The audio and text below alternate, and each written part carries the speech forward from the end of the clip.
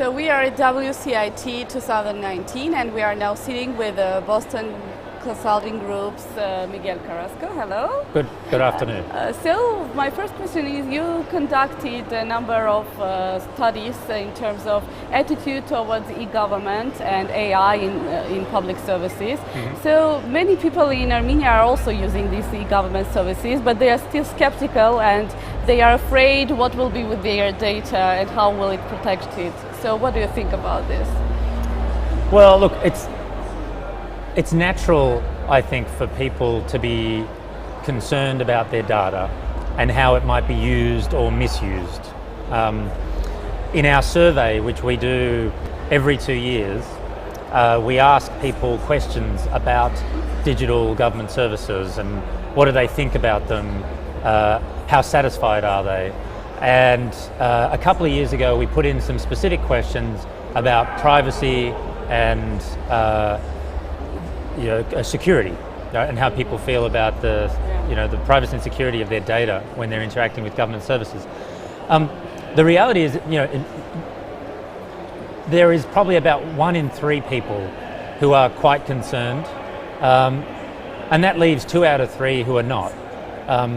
But it doesn't mean that we should ignore the users that might have concerns. I think Estonia probably has an interesting model that is worth thinking about as an exemplar. If you wanted to see a government that's been very open and transparent with the community about their data, there's 2 things that they do that I think are really good. One is they there's legislation which actually requires government agencies to reuse data if it already exists somewhere in government or in one of their repositories. And what that does is it prevents users from having to give their information multiple times. And every time that you have to give data is an opportunity for a mistake or to create a security risk. So the more that data is maintained in repositories securely and safely and shared and exchanged safely, the less risk there is for the user, right? The second thing they do is that they make it very transparent. So you, as a citizen, can see the data that is held about you and who has accessed that data. And that then, and there's an audit trail, so there's a transaction log and a record which says, this data was accessed by this person, on this date and this time. And that transparency, I think, creates trust. It creates trust because citizens then know that their data is not being misused for purposes that perhaps they wouldn't necessarily agree with. So, and in this sense, using artificial intelligence in these government public services is even more scary for some people, and they are really skeptical that machines will do something instead of people. So how do you assess this?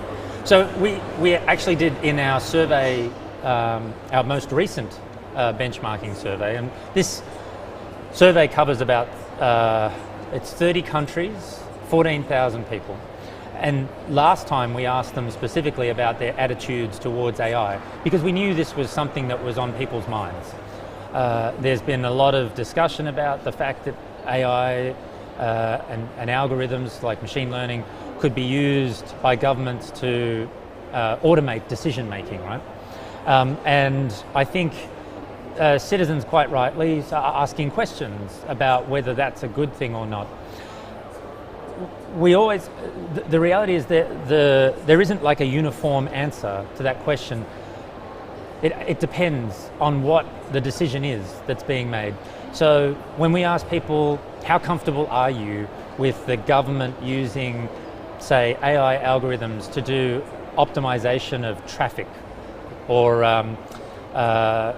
speeding up, reducing travel times, right? It's not that big of a deal, right? There was a little bit more concern about things like making decisions around tax or welfare assessments. And there was a very strong reaction against using AI in things like medical diagnoses, parole parole board decisions or sentencing decisions in a court. They were all seen as areas where they still felt humans should be making those sorts of decisions. But even then, it might be humans that are making the decisions that are then enabled or supported by AI. We have to remember that our current systems are not perfect. At the moment, a lot of these decisions are made by humans. Humans aren't always consistent. Sometimes those humans have various biases, and so perhaps AI can help us take out some of the noise and bias, the human bias that might exist in our existing manual processes, and help us make better, more consistent decisions in those areas. So, and using artificial intelligence will lead to decrease in jobs. People are afraid of this too. How do you see the solution to this problem? So I think, look, again, that was one of the things that came up in the survey. We asked people about what concerned them about the use of AI, and the impact or potential impact of automation was something that was very much on people's minds. They were concerned about their own job security and the job security of their children, and that's a very natural thing to be concerned about. The reality is that I think AI replacing jobs entirely is actually the risk of that is very small. What it will do though is it will automate tasks within jobs. And if you look back at any job today and the mix of tasks that make up that job, they have changed over time with the evolution of technologies, before AI and after AI. AI is a bit different.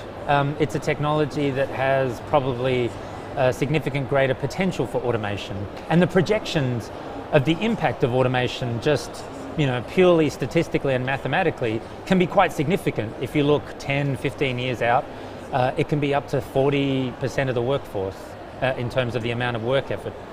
But what that doesn't take into account is that new jobs are also created. So there will be new tasks and new roles that come and replace the old ones.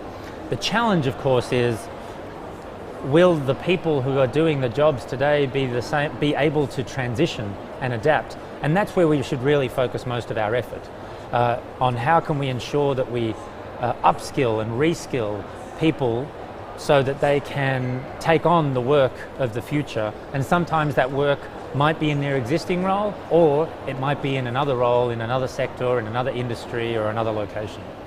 So now the smart cities are becoming a reality, and what do you think? Can we combine this data protection and privacy protection at the same time, but having cameras everywhere and so having a smart city?